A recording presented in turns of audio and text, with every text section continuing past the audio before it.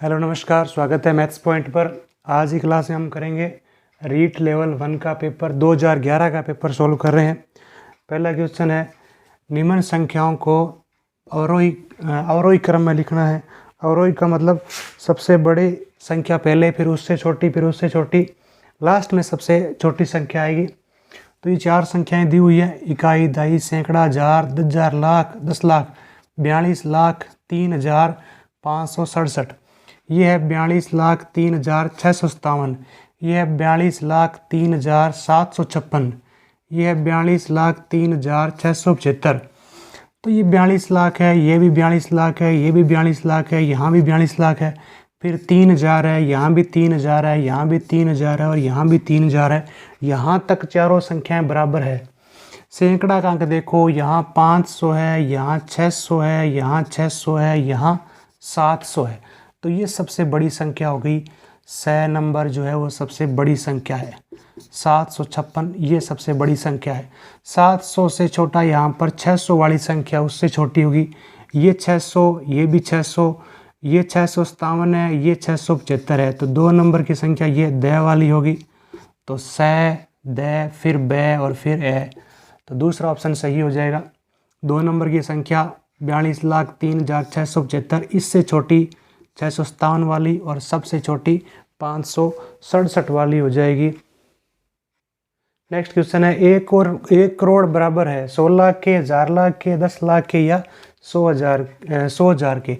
1 करोड़ लिखते हैं, इकाई, दहाई, सैकड़ा, हजार, 10,000, लाख, 10 लाख, करोड़। ये 1 करोड़ है। 1 करोड़ को बताना है लाख में कि कितने लाख है। इकाई, दहाई, सैकड़ा, हजार, 10,000 ये लाख है। इकाई, दहाई, सैकड़ा, हजार, 10,000 ये लाख है। तो कितने लाख है यहाँ पर? 100 लाख है। तो 1 करोड़ जो है वो 100 लाख के बराबर है। 5,09,04,988 को अंकों में लिखना है कि कौन सी संख्या होगी। सबसे पहले आप यहाँ पर जरूर लिखेंगे ये क्रम, इकाई, दहाई, सैकड़ा, हजार, 10,000, लाख, 10 लाख, करोड़। अब यहाँ पर 5 करोड़ है तो करोड़ के नीचे 5 लिख देंगे। 9 लाख है तो लाख के नीचे 9 लिख देंगे। 4,000 है तो 1000 के नीचे 4 लिख देंगे। 900 है तो सैकड़ा के नीचे 9 लिख देंगे। 88 है तो 88 आ जाएगा। इकाई के नीचे 8 और दहाई के नीचे 8। 10,000 का स्थान खाली, वो 0 हो गया। 10 लाख का स्थान भी खाली तो 0 हो गया। तो ये हो गया 5,09,04,988 को अंकों में। तो इनमें से कौन सा ऑप्शन हो जाएगा? चौथा ऑप्शन सही है, 5,09,04,988। नेक्स्ट क्वेश्चन, कुल जनसंख्या, एक गांव की कुल जनसंख्या 78,692, जिसमें से पुरुष 29,642, महिलाएं 28,167 है, शेष बच्चे हैं। तो बच्चों की संख्या बतानी है क्या होगी। तो क्या करेंगे, कुल जनसंख्या में से पुरुष 29,642 और महिलाएं 28,167, इन दोनों को जोड़कर 6 और 4 10, 6 और 1 7 और 1 8, 8 और 9 17, 4 1 5, पुरुष और महिलाओं की संख्या को जोड़कर कुल जनसंख्या 78,692 में से घटा देंगे तो शेष बच्चों की संख्या आ जाएगी। 12 में से 9 गया 3, 8, 16 में 7 गया 9, 7 में 7 गया 0, 20,983। 20,983 ऑप्शन में नहीं, दोबारा जोड़ कर लेते हैं। 78,692 कुल है, पुरुष है 29,642, महिलाएं 28,167, 6 और 1 7 और 1 हासिल 8, 57,809 है पुरुष और महिलाएं।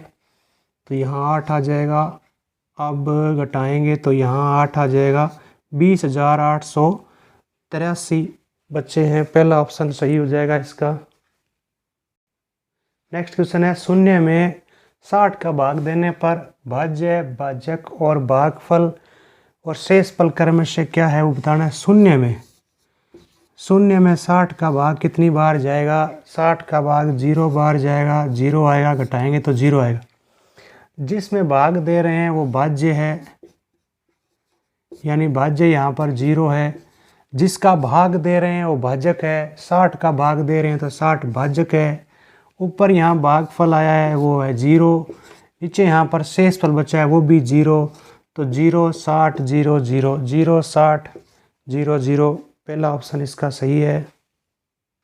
नेक्स्ट क्वेश्चन है 25 पैसे के 15 सिक्कों का मान बराबर है किसके बराबर है? 25 पैसे के 15 सिक्के हैं। एक सिक्का 25 पैसे का है तो 15 सिक्के कितने के हो जाएंगे? 25 को 15 से गुणा करेंगे, 15 5 75, 15 दूना 30 और 7 350, 375 पैसे हैं। 375 पैसे हैं। अब इनमें से किसकी वैल्यू 375 है ये बताना है। तो 1 रुपये के 3 सिक्के, 1 रुपये के 3 सिक्के तो 3 रुपये हो गए। 3 रुपये का मतलब 300 पैसे हो गए। 1 रुपये में 100 पैसे तो 3 रुपये में 300 पैसे। 50 पैसे का एक सिक्का तो 50 पैसे ये हो गए, और 25 पैसे का एक सिक्का तो 25 पैसे ये हो गए। तो टोटल 350 और 25 375 पैसे बन गए। हाँ, इसके बराबर है। 1 रुपये के 2 सिक्के, 1 रुपये के 2 सिक्के तो ये 2 रुपये हो गए।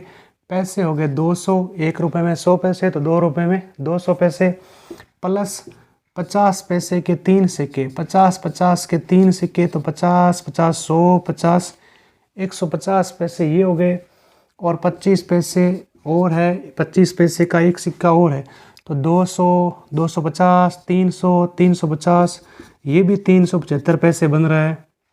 यहाँ देखें 1 रुपये के 3 सिक्के हैं तो 1 रुपये के 3 सिक्के हैं तो ये बन गए 3 रुपये। पैसे बढ़ाओ तो 100 से गुणा करो 300 पैसे। 25 पैसे के 3 सिक्के, 25 प्लस 25 तो ये हो गया 25 50 75 375, ये भी 375 पैसे बन रहे हैं। 1 रुपये के 3 सिक्के तो 300 पैसे ये हो गए। 25 के 2 50 हो गए, ये 350 बन रहे हैं। तो इसके बराबर तो ये भी है, ये भी है, ये भी है, ये नहीं है। तो इसका मतलब है कि ये प्रश्न गलत है, गलत प्रिंट हुआ है। वहाँ पर ये लिखा होना चाहिए कि बराबर नहीं है। तो ये बराबर नहीं है, ये 350 पैसे हैं, बाकी सब बराबर है 375 पैसे। नेक्स्ट क्वेश्चन है, ये भिन्न दी हुई है 2/9, 5/8, 1/3 और 3/4 का आरोही क्रम बताना है। आरोही का मतलब होता है छोटे से बड़े के क्रम में सबसे छोटी भिन्न पहले, फिर उससे बड़ी, फिर उससे बड़ी, लास्ट में सबसे बड़ी भिन्न लिखनी है। तो 2/9 की वैल्यू लिखते हैं। 2 में 9 का भाग देके पॉइंट लगा के 0 उतारेंगे तो 9 दूनी 18, 20 में से 18 घटाएंगे, 2 पॉइंट लगा हुआ है 0, फिर 9 दूनी 18 तो ये है 0.22। 5/8 की वैल्यू देखते हैं। 5 में 8 का भाग देते हैं, पॉइंट लगाने के बाद 0 तो ये 8 × 48 और 8 दूनी 16, ये 0.62 है। 1/3 की वैल्यू ऐसे ही 0.33 आएगी। 3/4 की 3 में 4 का भाग देंगे तो ये 0.75 आएगा। तो सबसे छोटी 0.22, 0.62, 0.33, 0.75, इसमें सबसे छोटी वैल्यू 0.22, तो ये सबसे पहले आएगा 2/9। और 0.22 के बाद है 0.33, 1/3 इससे बड़ी है। और 0.33 के बाद आएगा 0.62 यानी 5/8, और सबसे बड़ी भिन्न है 0.75, 3/4। तो ये हो जाएगा 2/9, 1/3, 5/8 और 3/4। पहला ऑप्शन इसका सही आरोही क्रम में है। नेक्स्ट क्वेश्चन है, 5 पेंसिलों का मूल्य 3 सही 3/4 रुपये हो तो 2 पेंसिल का मूल्य कितना होगा? 5 पेंसिल का मूल्य 3 सही 3/4 है। ये मिश्र भिन्न है, इसको अनुचित भिन्न बदल लेते हैं तो ये आएगा 4 3 12 और 3 15/4। 5 पेंसिलों का मूल्य है 15/4। 1 पेंसिल का मूल्य कितना होगा? 15/4। 5 पेंसिलों का मूल्य 15/4 है। 1 पेंसिल का मूल्य ज्ञात करना है तो ये 5 भाग में जाएगा। उसके बाद हमें 2 पेंसिल का मूल्य बताना है तो 2 गुणा में जाएगा। 2 पेंसिल का मूल्य बताना है तो 2 गुणा में जाएगा। 5 एकम 5, 5 3 15, 2 एकम 2, 2 दूनी 4 तो 3/2। 2 पेंसिल का मूल्य हो गया 3/2 रुपये। दूसरे ऑप्शन में। नेक्स्ट क्वेश्चन है, निम्न में से कौन सा कथन सही है? एक अभाज्य संख्या नहीं है, एक अभाज्य संख्या है, एक संयुक्त संख्या है, दो अभाज्य संख्या नहीं है। तो इसमें पहला ऑप्शन सही है कि एक अभाज्य संख्या नहीं है, ये सही है। और दो अभाज्य होती है, फिर तीन अभाज्य है, फिर पाँच अभाज्य है, सात अभाज्य है, 11 अभाज्य है, और एक न तो भाज्य है और न ही अभाज्य है। तो एक यहाँ पर अभाज्य संख्या नहीं है। नेक्स्ट क्वेश्चन है, 720 के अभाज्य गुणनखंड बताने कौन से हैं? अभाज्य गुणनखंड कर लेते हैं। 720 के 2 का भाग देंगे तो 360, फिर 2 का भाग देंगे 180, फिर 2 का भाग देंगे 90, फिर 2 का भाग देंगे 45, 45 में 3 का भाग देंगे 15, 15 में 3 का भाग देंगे 5, 5 में 5 का भाग देंगे 1। तो ये हो गया 2 गुणा 2 गुणा 2 गुणा 2, 3 गुणा 3 गुणा 5। चौथे ऑप्शन में 720 के अभाज्य गुणनखंड है। 425 और 476 का मैथ्स है बताना है। HCF याद करते हैं। 425 के अभाज्य गुणनखंड कर लेते हैं। 2 का भाग नहीं जाएगा, इकाई अंक 0, 2, 4, 6, 8 हो तो 2 का भाग जाता है। अंकों का योग 5 और 2 7 और 4 11 है। 3 के पाड़े में नहीं आता तो 3 का नहीं जाएगा। 5 का भाग जाएगा, 5 8 40, और फिर 5 का भाग देंगे 17, और 17 में 17 का भाग देंगे 1। ऐसे ही 476 के अभाज्य गुणनखंड करेंगे। 2 का भाग देंगे 238, फिर 2 का भाग देंगे 119, और अब इसमें भाग जाएगा 17 का या 7 का, 17 7 119, और 17 का भाग देंगे 1। HCF बताना है, कॉमन फैक्टर बताना है। तो इन दोनों में से कॉमन गुणनखंड कौन सा है जो दोनों में है? 17। तो 17 इसका HCF हो जाएगा।